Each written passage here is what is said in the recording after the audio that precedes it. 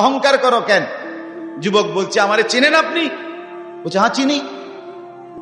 আউয়ালুকা নুতফাতুন কাদিরা, তুমি হইলা প্রথম ছিলা নাপাক দুর্গন্ধ, একবার দুর্গন্ধময় একটা বীর্যের ফোঁটা। এত দুর্গন্ধ, যেই দুর্গন্ধের কারণে তোমার মা বাপ দুইজনকে গোসল করতে হয়েছে। 2 নাম্বার, তোমার শেষ পরিণতি কবরে, লাশ যেটা অল্প কয়েকদিনে পচে গলে দুর্গন্ধ হয়ে যায়। 3 নাম্বার, তুমি যে এখন হাঁটা চলা করতেছ, তোমার পেটে যদি ছিদ্র করে, ফুঁক পারে, ছিদ্র করে, বের হবে দুর্গন্ধময় কতগুলো পায়খানা। তাহলে যার শুরু দুর্গন্ধ, যার শেষ লাশের পচা দুর্গন্ধ, যার পেটে বহন করছো দুর্গন্ধময় পায়খানা, তুমি মাতবরি করো কেমন? কেমন জিন্দিগি ভাই, কেমন জীবন এটা? ঘন্টার পর ঘন্টা, 3 ঘন্টা মোবাইল টিপে কেমনে একজন মানুষ? 5 ঘন্টা মোবাইল টিপে কেমনে রে ভাই? তুমি মানুষ না প্লাস্টিক? হায় হায়, সারা রাত উলঙ্গ ছবি কেমনে দেখে রে দোস্ত? মুসলমান এমন হয় কেমনে? আমাদের আল্লাহ আছে, আমাদের আখিরাত আছে। মৌলানা মুফতি দ্বীন মোহাম্মদ সাহেব, আমি শুনতেছিলাম একটা আয়াত পড়ছে, ইয়া আইয়ুহাল ইনসানু মা গাররাকা বিরাব্বিকাল কারীম।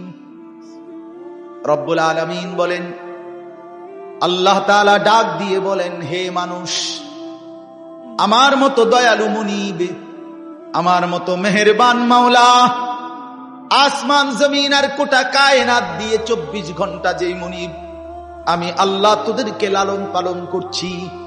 একবার চাঁদ উঠাই, আবার চাঁদ ডুবাই, আবার সূর্য আনি, সূর্য ডুবাই, একবার রাত বানাই, একবার দিন বানাই, একবার আলো দেই, আবার অন্ধকার দেই, একবার রোদ দেই, আবার বৃষ্টি দেই, একবার আলো দেই, আবার বাতাস দেই। আল্লাহ বলেন, এতটা যত্ন করে লালন করছি যেই মনিব, আমার মতো দয়ালু মাওলা, আমার মতো দয়ালু আল্লাহ থেকে তুই বান্দাকে, তুই মানুষকে কে রে ভুলাইয়া দিল? আমাকে বাদ দিয়ে যার কাছে গেলি বান্দা, বল না বান্দা, আমার চাইতে বেশি কি পেলি তার কাছে?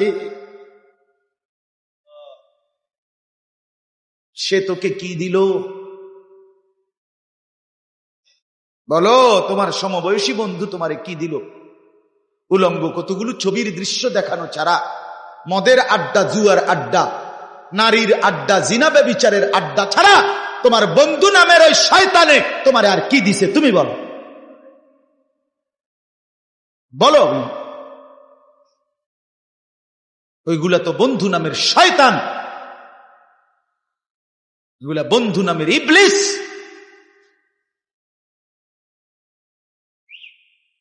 আল্লাহ আমাদেরকে বুঝ দান। এজন্য বাপ, আমি কোরআনুল কারীমের একটা ছোট্ট আয়াত তেলাওয়াত করেছি, আর অল্প একটু সময়, আমার মূল কথা বলা হয়ে গেছে।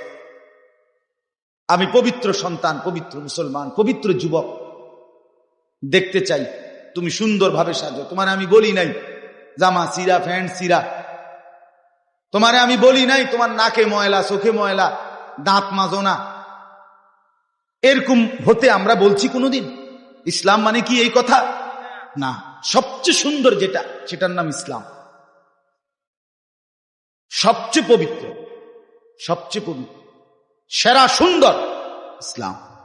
রাসূলুল্লাহ সাল্লাল্লাহু আলাইহি ওয়াসাল্লামকে আল্লাহ বলছে, আলা খুলুকিন আযীম, আপনার চলাফেরা, কথাবার্তা, আপনার আচরণ, উচ্চারণ, সবকিছু সর্বশ্রেষ্ঠ, সর্বশ্রেষ্ঠ। সাহাবী বলতেন, হায়, হযরত কাব ইবনে মালিকের হাদিস আমরা পড়ছি, উনি বলেন, নবীজি সাল্লাল্লাহু আলাইহি ওয়াসাল্লাম যখন হাসতেন, আমাদের মনে হইতো পুরা চাঁদ যেন হাসি দিয়ে উঠছে। ইদা সুররা ইস্তানারা ওয়াজহুহু কাআন্নাহু কিতআতুম মিনাল কামার। সাহাবী বলেন, যেন ওই মুখ, ওই চেহারা, সেটা যেন চেহারা না, সেটা যেন চাঁদের একটা টুকরা। এরকম সুন্দর ছিল।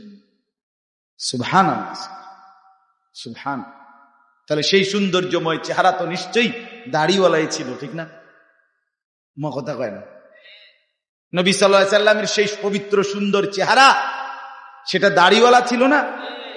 তো দাড়িবিহীন চেহারা সুন্দর হয় কেমনে তাই বলেন?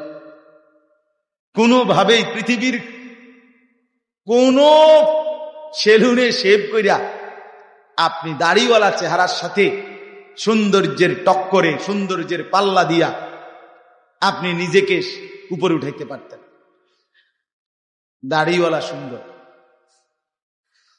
পৃথিবীর ইতিহাসে একমাত্র ঘটনা যে দাড়িওয়ালা যুবককে দেখে 40 জন সুন্দরী নারী, বংশীয়া নারী, রাজ পরিবারের নারী নিজেদের হাতের আঙ্গুল কাটে ফেলছে। যেই যুবককে দেখে আঙ্গুল কাটছে ওই যুবক দাড়িওয়ালা ছিল। আর এর বিপরীতে এ শেভ করুন না, দাড়ি কাটা, এরকম কোন পুরুষকে দেখে এরকম ঘটনা ঘটছে পৃথিবীতে এমন ইতিহাস রূপকথার মধ্যেও নাই। আরে মানে বানাই না কিচ্ছার মধ্যে এই কথা নেই, বুঝেন না আপনার কথা? এটা তো কোরআনে আছে, আর ওইটা কিসের মধ্যে নাই? না না, রাক্ষসের গল্পের মধ্যে এই কথা নেই, ডালিম কুমারের মধ্যে এই কথা নাই, রাজকুমারের গল্পের মধ্যে এগুলো নাই। ছোটবেলায় আমরা গল্প পড়ছি না, ডালিম কুমারের গল্প আমি পড়ছি স্কুলের বই, কোন ক্লাসে জানি পড়ছি। এই ছোটবেলায় আমরা গল্প শুনতাম, এই একরকম গল্প সব দিক। রাজা ছিল, রাজার ফুতা ছিল, যাইতে যাইতে যাইতে যাইতে জঙ্গলে গেছে, জঙ্গলে গিয়া দেখছে বিল্ডিং, বিল্ডিং এর ভিতরে দেখছে রাজকুমারী ঘুম যায়, রাজকুমারীরে উড়াইয়া কইছে আমি তোমার বিয়া করবো। তখন আবার এদুর বালা ছিল, তো বিয়ে করবো। আগের কিচ্ছার মধ্যে বিয়ে করতো, হেদুরে নাই, আর আরো আগায় গেছে। তো আল্লাহ তাআলা বলেন, প্রিয় ভাই আমার, বাবা আমার, সবাই মিলে দেখি এই একটা আয়াত শুধু, সূরা তাওবা 11 নম্বর পারা 9 নম্বর সূরা। এই সূরার 119 নম্বর আয়াত আল্লাহ তাআলা বলেন, ইয়া আইয়ুহাল্লাযীনা আমানু ইত্তাকুল্লাহ, ইয়া আইয়ুহাল্লাযীনা আমানু ইত্তাকুল্লাহ ওয়া কুনু মা'আস সাদিকিন। এই দুর্গত আল্লাহ তাআলা বলেন, হে ঈমানদারগণ, হে মুমিনগণ, তোমরা যারা নিজেদেরকে পরিচয় দাও ঈমানদার, আমি আল্লাহ তোমাদেরকে তোমাদের ঈমানের সাথে জান্নাতে যাওয়ার জন্য আরেকটা জিনিস অর্জন করতে বলতেছি, ইত্তাকুল্লাহ, সেটা হলো তাকওয়া অবলম্বন করো।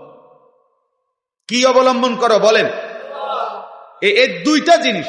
আল্লাহ বলেন জান্নাতের আশায়তেই তুমি ঈমান আনছো, জাহান্নাম থেকে বাঁচার জন্যই তুমি ঈমান আনছো, আমি আল্লাহর ভয়েই তুমি ঈমান আনছো, কাজে এটা আমি নিলাম, ঠিক আছে, ওকে, ঈমান ঠিক আছে, নিলাম।